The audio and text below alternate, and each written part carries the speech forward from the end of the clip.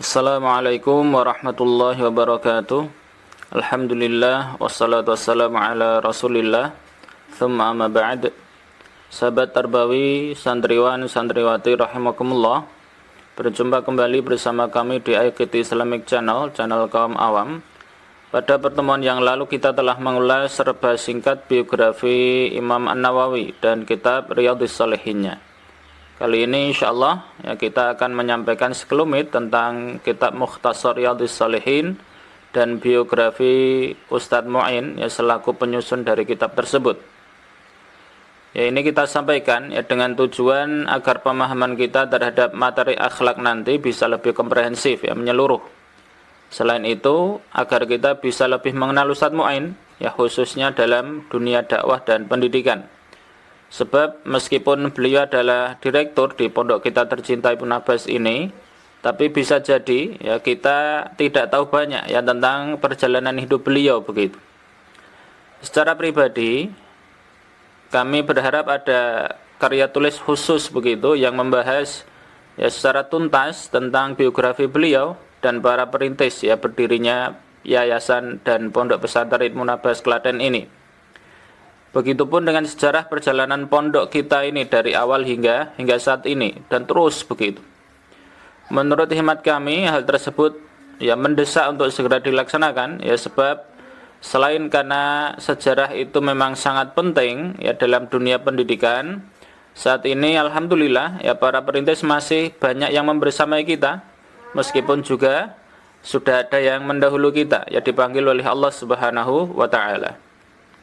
Banyak sekali kisah luar biasa yang pernah kami dengar secara langsung dari beberapa sesepuh pondok. Namun semua itu sayangnya belum terangkum dalam sebuah tulisan khusus yang ke depan harapannya para generasi penerus bisa lebih paham akan sejarah dari yayasan dan pondok ini. Itulah obor penyemangat generasi penerus yang mengingatkan mereka untuk lebih menghargai sejarah dan menyadarkan mereka bahwa perintis itu tetaplah lebih utama daripada penerus. Sebagaimana ungkapan hikmah yang berbunyi al-fadlu lis-sabiqi in ahsanal lahiq atau al-fadlu lis-sabiqi wa in ahsanal lahiqu. Keutamaan itu adalah untuk para pendahulu. Meskipun sebaik apapun pencapaian prestasi dari para penerusnya. Tanpa mereka yang hari ini pun tidak ada begitu.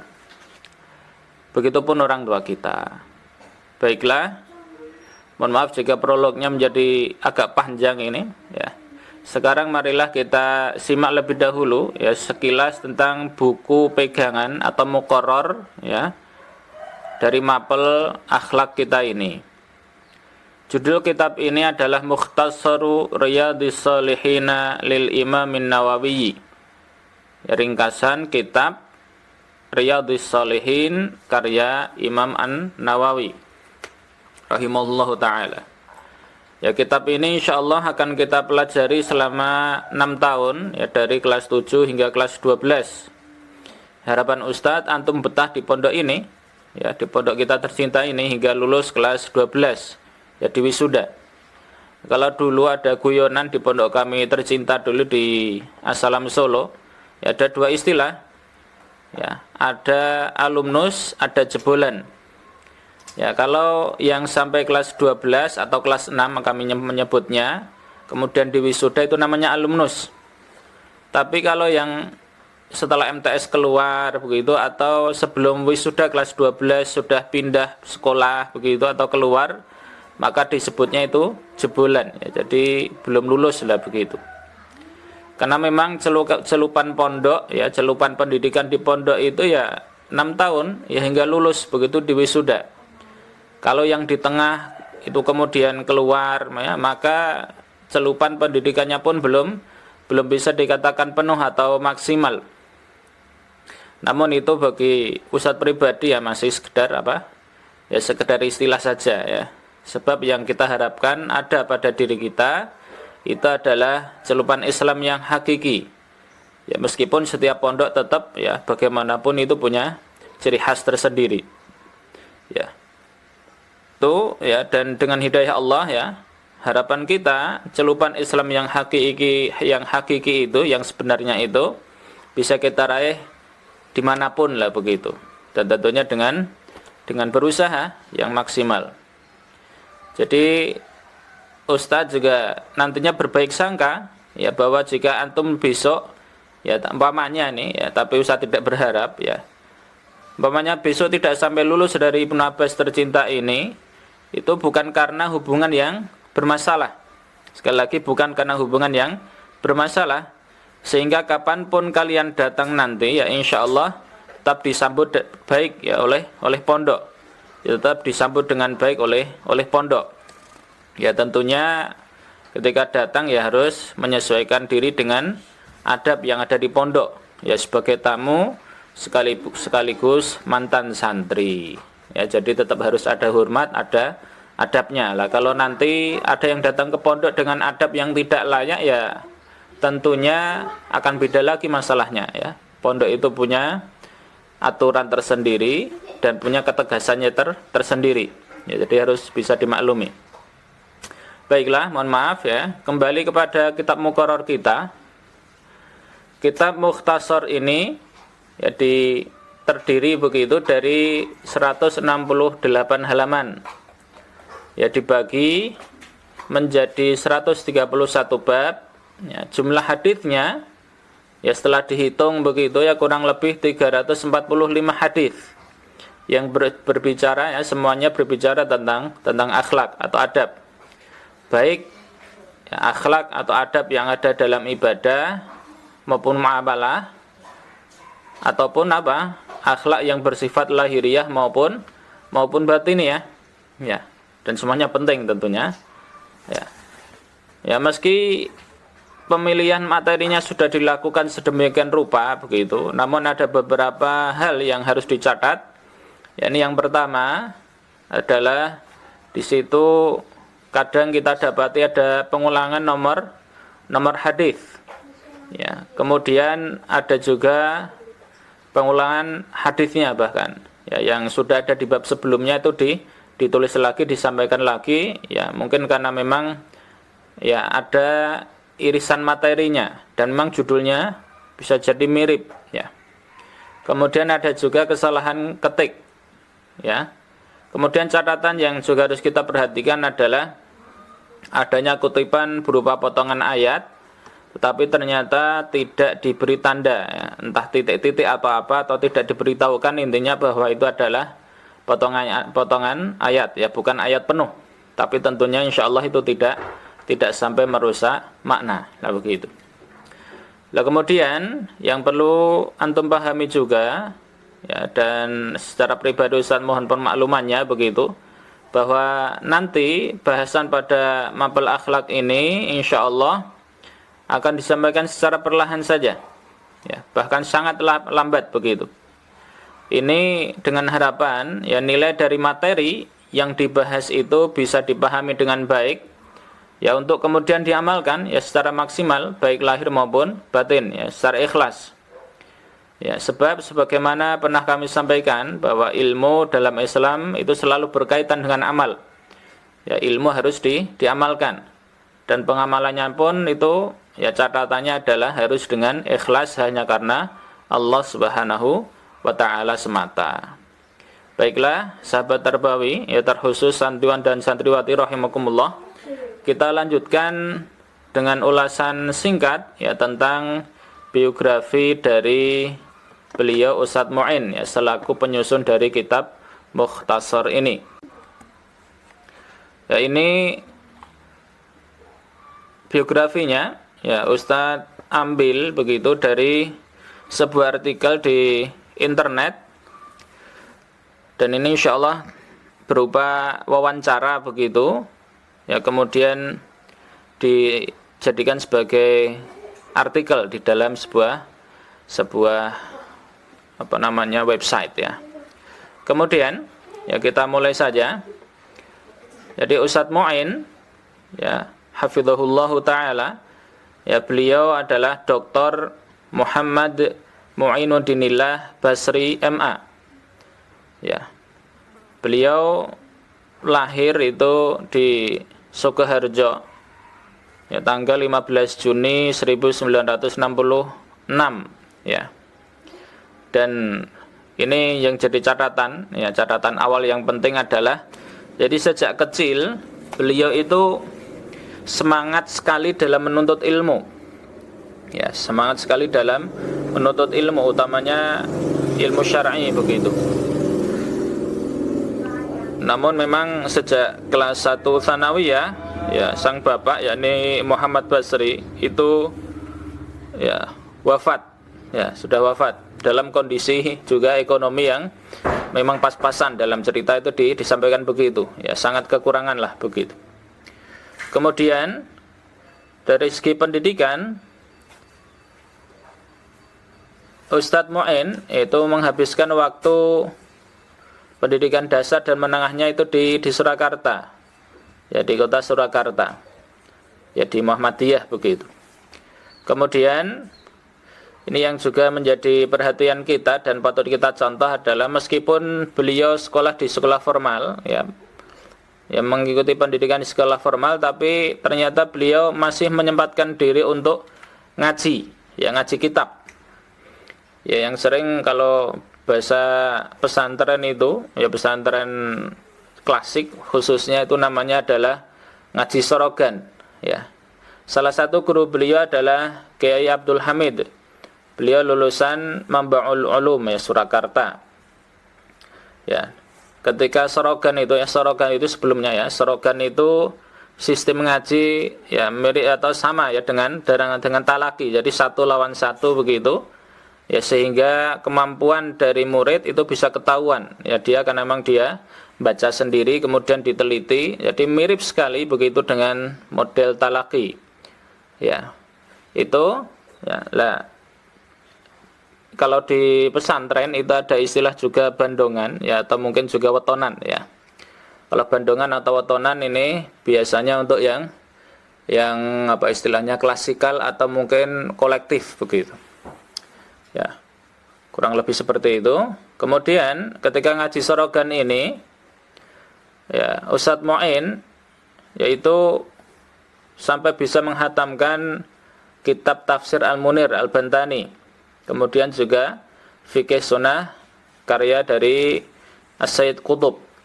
Maaf, Sayyid Sabiq, ya, mohon maaf, Sayyid Sabiq. Kemudian ketika lulus dari PGA Muhammadiyah, ya, pendidikan guru agama begitu, setingkat SMA, ya, tetapi memang fokus untuk pendidikan menjadi guru. Setelah lulus dari sana beliau, ya, pengen sekali meneruskan, ya, jenjang pendidikannya, tetapi memang terhambat oleh biaya, ya. Itu sementara terhambat, kemudian akhirnya kesempatan itu pun terbuka ketika beliau mendapatkan beasiswa di Libya untuk S1-nya, ya, Lembaga Ilmu Pengetahuan Islam dan Arab. Nah, tentunya ini beasiswa. Kemudian hebatnya adalah mulai dari semester pertama sampai semester terakhir itu beliau, ya, selalu ranking 1, ya.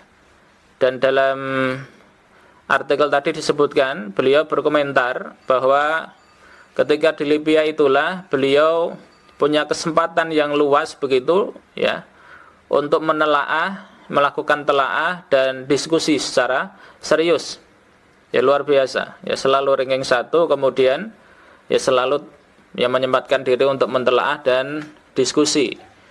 Nah, ini tentunya memang mahasiswa, ya, harusnya seperti itu, jadi wawasannya terbuka begitu. Itu sampai beliau lulus dari Libya, ya, 1990. Nah, setelah itu dalam itu kebijakan dari Libya itu bagi yang ranking 1 sampai 5 itu kan diberi beasiswa untuk melanjutkan studi di Arab Saudi. Lah, beliau otomatis dapat. Dan alhamdulillah, ya, Masya Allah, beliau menempuh pendidikan S2 dan S3-nya itu di sana, di Riyadh, ya, tepatnya di Jami'ah Al-Imam, ya, Jami'ah Al-Imam. Nah, itu setahu Ustadz beliau adalah, ya, apa namanya, spesialisasinya adalah usul fikih, ya. Ya, baik. Kemudian dari runtutan studi mulai S1 S3 ini, ya, beliau punya banyak pengalaman yang di sini Ustadz rangkum atau kami rangkum begitu. Yang pertama, beliau berjumpa bahkan akrab begitu dengan banyak ulama. Kemudian dosen juga beliau akrab, dosen-dosen. Ya, aktif juga dalam aktivis ya. Dan juga kenal dengan aktivis pergerakan dari berbagai negara. Ya, kemudian juga mahasiswa tentunya dari berbagai belahan dunia. Nah, ini tentunya juga punya pengaruh kepada pola pikir beliau, kemudian itu beliau manfaatkan untuk berdakwah di tanah air setelah kembalinya ke Indonesia.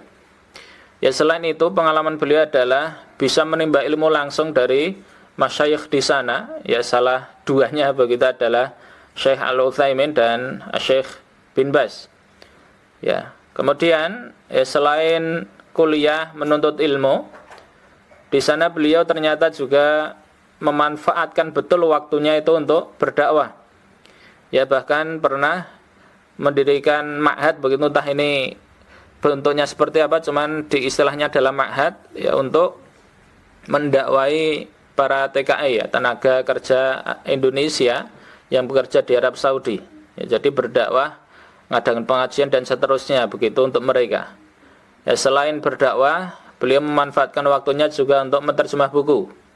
Makanya ada beberapa, minimal 1 atau 2 lah begitu yang pernah Ustadz baca itu, atau pernah kami baca. Itu penerjemahnya adalah Ustadz Muin. Bahkan sebelum Ustadz kenal dengan, sebelum kami kenal dengan beliau begitu. Selain itu beliau juga ya menyematkan diri untuk mengajar tahfidz. Ya, alhamdulillah ya, luar biasa. Kemudian saat ini aktivitas beliau itu adalah ya, selain menjadi direktur di pondok kita Ibnu Abbas Klaten Tercinta ini, beliau juga masih menjadi dosen di UMS, bahkan dulu pernah jadi kaprodi begitu di pasca sarjananya. Kemudian beliau juga aktif bahkan menjadi penggagas dan ketua DSKS ya, Dewan Syariat Kota Surakarta. Ya, luar biasa. Kemudian ya, seperti biasanya yakni beliau kesehariannya disibukkan dengan seabrek kegiatan dakwah ya, pendidikan ya, mengisi seminar dan juga masih sempat menulis. Ya, saat ini insyaallah beliau menulis ya, sedang menulis tafsir begitu. Ya, dan mudah-mudahan segera bisa terselesaikan, kemudian bisa kita nikmati bersama ya, sehingga semakin berkah ilmu beliau. Kemudian kalau terkait dengan karya tulis ya, yang beliau sudah buat begitu, itu sudah ada banyak setahu kami ya. Contohnya adalah buku doa dan zikir ya, sesuai sunnah. Ini pernah kami baca dan kami punya ya di rumah. Kemudian indahnya tawakal, kemudian indahnya kematian. Demikian juga dengan beliau sudah pernah membuat tuntunan sholat ya, sesuai sunnah, dan ini juga pernah kami baca. Kemudian kitab Mukhtasar ini ya, Mukhtasar Riyadhus Shalihin, yang menjadi muqarrar di pelajaran akhlak di pondok kita ini. Kemudian Mishkat ya, Nurun ala Nur ya, ini terkait dengan pemaknaan ayat atau juga hasil perenungan dari beliau, dan ini juga luar biasa. Dan masih banyak lagi kalau buku tulisan beliau. Kemudian ada juga buku terjemah ya, kami sudah sampaikan tadi.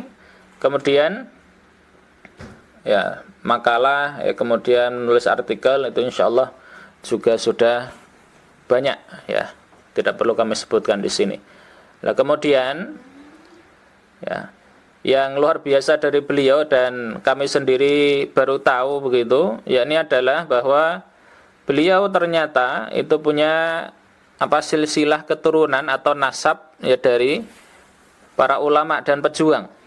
Ya, di situ disampaikan beliau adalah keturunan dari Kiai Haji Imam Rozi ya, bin Kiai Maryani bin Kiai Ageng Kenongo.